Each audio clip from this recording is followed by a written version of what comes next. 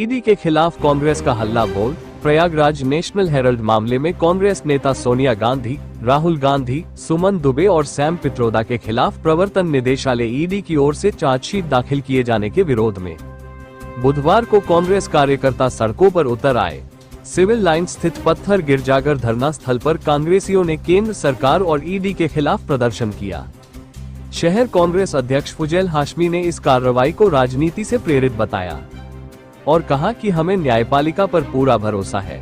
यमुना पार कांग्रेस अध्यक्ष अशोक पटेल ने कहा कि भाजपा सत्ता में आने के बाद से ही केंद्रीय एजेंसियों का दुरुपयोग कर रही है। प्रदेश महासचिव मुकुंद तिवारी और विवेकानंद पाठक ने इसे लोकतंत्र पर हमला करार दिया। राज्य कार्य समिति के सदस्य हरिकेश त्रिपाठी ने भाजपा पर बदले की भावना से राजनीति करने का आरोप लगाया। प्रदर्शन की सूचना सिविल लाइन स्थित ईडी कार्यालय पर पुलिस बल की तैनाती कर दी गई थी। आज किस चीज को लेकर आप लोग प्रदर्शन कर रहे हैं और क्या कुछ आप लोगों की मांग है? जैसे राजा की जान तोते में होती है, वैसे नरेंद्र मोदी और अमित शाह की जान गुजरात में है। जैसे ही हमारे नेता राहुल गांधी ने गुजरात चुनाव की अभियान की शुरुआत की, वैसे ही नरेंद्र मोदी और अमित शाह ने ईडी के सहारे 12 साल पुराने एक मुकदमे में बोगस चार्जशीट दाखिल करके डराने की कोशिश कर रहे हैं। लेकिन शायद उनको पता नहीं है कि ये गांधी परिवार है, डरने वाला नहीं है।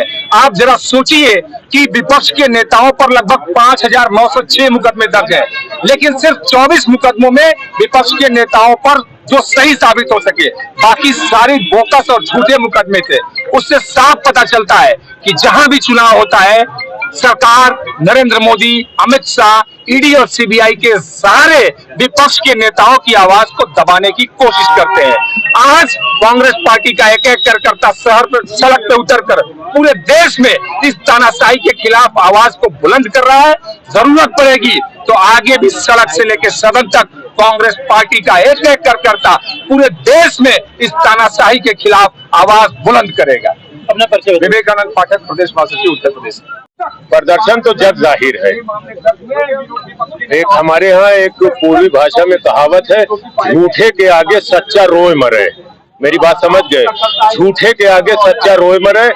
और मोदी सरकार झूठों की अलंबरदार है। उसपे जब जब उसके ऊपर मुसीबत आई है, नफरत बो के उसने अपने लोगों को माल दिलवाया है, तमाम दुनिया की नीतियों को परे रख के।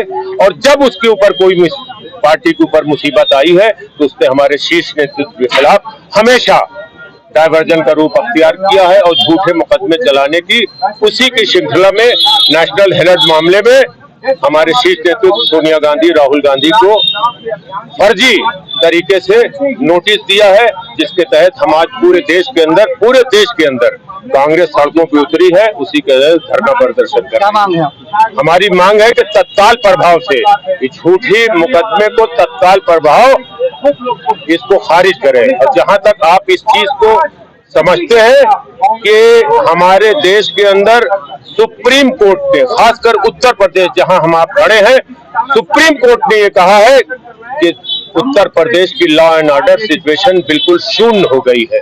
शर्म की बात है जब देश का शीर्ष नेतृत्व सुप्रीम कोर्ट का चीफ जस्टिस ये कह रहा है। और इनकी तो बात आप जानते हैं कि हर चीज इनकी नफरत के ऊपर है। उसी के तहत बिहार के चुनाव, अरे मैंने बताया तो आपको, जब जब कहीं पे किसी स्टेट पे चुनाव होगा तब ये नफरत बोने का काम करेंगे। नफरत किसी भी तरीके से हो, धर्म के नाम पे हो, जात के नाम पे हो, समुदाय के नाम पे हो। और सबसे बड़ा जो उनको खतरा है हमारे नेता आदरणीय राहुल गांधी से, हमारे नेता से उनको खतरा है। उसी के खिलाफ फर्जी मुकदमे और हमको इसकी परवाह नहीं है। राहुल गांधी और गांधी परिवार इस देश के अंदर एक एक जनता के, एक कांग्रेस के लोगों के दिल में बसे हुए। फुजैल हाशमी, अध्यक्ष शहर कांग्रेस कमेटी, प्रयागराज।